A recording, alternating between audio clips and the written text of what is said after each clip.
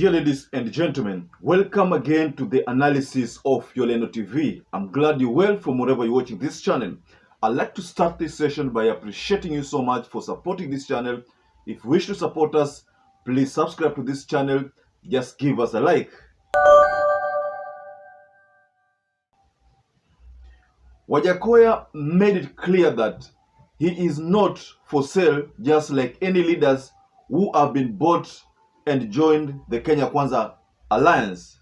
Leaders like those for the UDM, leaders like those from Jubilee, some of the leaders who defected from Jubilee, and some leaders who've been trooping to the State House. He said it is not for sale.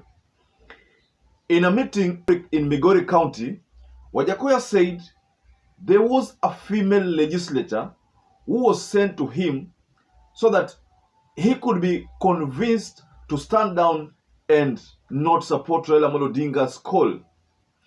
But WAJAKOYA said and reminded this female legislature that haujui pale hii Kenya imetoka, and I cannot sacrifice democracy for money. WAJAKOYA went further and said the female legislator was sent with 200 million to go and convince WAJAKOYA to stand down and allow Raila Amolo Odinga to be like a lone ranger, someone who just fights the battle by himself. But WAJAKOYA has made it firm that I am not for sale. I, WAJAKOYA, the Roots Party leader, am not for sale. He also exposed, and this one he exposed it previously, that there was plan to arrest Babu Owino, and then there was plan to arrest Senator Ledama Olekina of the Narok County. He also went further and reminded this female legislature and a host of other leaders who just found Kenya had grown democratically and that they do not know how people struggle to reach where they are. He said that I was one of those people who was shot. I had a bullet on my hip, and then I walked with this bullet for long. So WAJAKOYA made it known to these people that we are not people who are just up for grab, up for sale. We're not like you who can be bought and swayed easily. I think he was trying to talk to, refer to leaders like Kingi, Amason Kingi, leaders like Mudavadi, leaders like Wetangula, that these are leaders who can be easily bought. Someone like Malala doesn't even understand how democracy was achieved here in Kenya. That's why he is easily bought, easily sold. WAJAKOYA also went further and listed some leaders, the likes of James Orengo, the likes of Gitobu Imanyara, and the likes of Paul Mwite. Those are people who champion democracy here in Kenya. Let me read to you a statement that confirms what WAJAKOYA said, and shortly I will give you a small video so that you can see you can hear for yourself. This is what WAJAKOYA says. Walinipatia milioni 200 at first, and that woman, who is now a member of parliament, I'm naming her in my book. She brought me 200 million, and Baba, I have never told you this. I refused that money because I cannot sacrifice democracy. And now recently, they were planning to arrest Babu and Olekina. They were supposed to be put inside this week. So I think if I interpret his words well, then I realize that then I can only say that WAJAKOYA is writing a book, and in his book is going to reveal everything. And he said in his statement that hata yeye aliibiwa kura. Remember, there was this concept or this notion of vote suppression. Baba won the election. I'm now speaking as one of the 54 men and women who are saturated 4. Out of the 4 we campaigned. Some did not campaign, some were stealing, some were putting what they wanted to put. But the man who won the election in this country, and I'm here to testify, was Baba Raila Amolo Odinga. And for the first time also I want to say this. I was number 3, but my votes were also stolen. And I want those to hear me, that don't just talk of Baba's votes being stolen. I was stolen and my votes were stolen, but I refused to enter the box.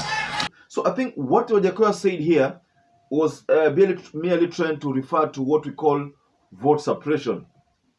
Take my votes because I will not win, put to the person whom you want to win, but then go to the person who might win, take his votes, reduce those votes. So in a way, you'll be doing what we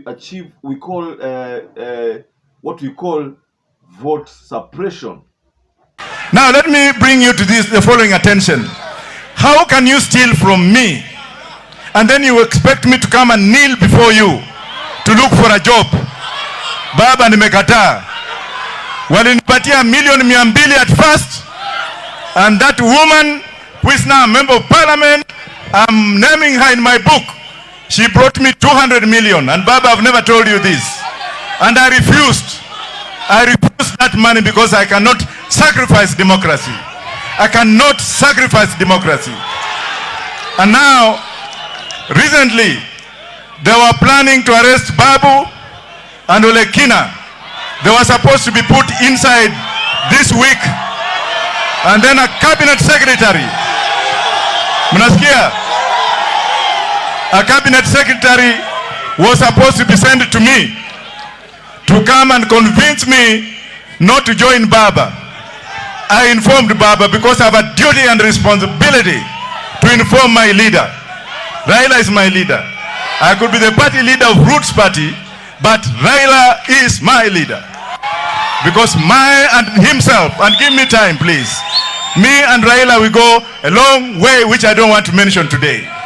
So some of these juveniles who did not know the struggle, who did not understand that I was also shot and I walk with a bullet in my hip, who did not know what we did with Gitobu Imanyara, who did not know what we did with James Orengo, who did not understand what we did when we were in exile, who did not understand what messages we were sending in here, who did not understand that when we stole records that we gave to RAILA in London concerning the death of Dr. Robert Ruko, and RAILA is here and he will tell you, so that those who say that I don't know him, to hell with them.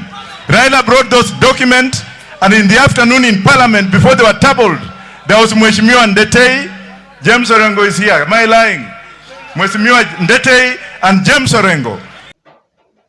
So in the video that I've just shared on what WAJAKOYA said, and it's elaborate, and I think in that video you've heard it for yourself, first-hand information from the horse's mouth, that there was plan to scatter this movement of Raila Amolo Odinga by buying WAJAKOYA at a rate of 200 million. But WAJAKOYA said, mimi niko na pesa, me I can't be bought. I went into exile because I was fighting for democracy. I didn't want to be bought by the Nyayo era. Remember there was that issue of Ouko, and one of the people who had information, first-hand information, was WAJAKOYA. I think WAJAKOYA was a police back then, so he had first-hand information on what could have transpired. So that's why he says that in that speech that he was, I think, in Germany or Canada, I don't know, I'm not sure, but in one of those countries. Then they sneaked in a letter, gave to Raila Amolo Odinga, who came with it direct to Parliament and talked about those details. So I think that's why you find that most of the time there was this issue between Nyayo and Raila, or Waelewani. But Raila stood for the rights of Kenyans, and Nyayo was after his own ego or his own satisfaction, because that letter exposed Biwott and exposed Nyayo himself. So ladies and gentlemen, kindly share what your opinions are regarding this issue of WAJAKOYA and 200 million, the relationship. And I'd like to urge you to stay safe, stay blessed until we catch up again in our next analysis.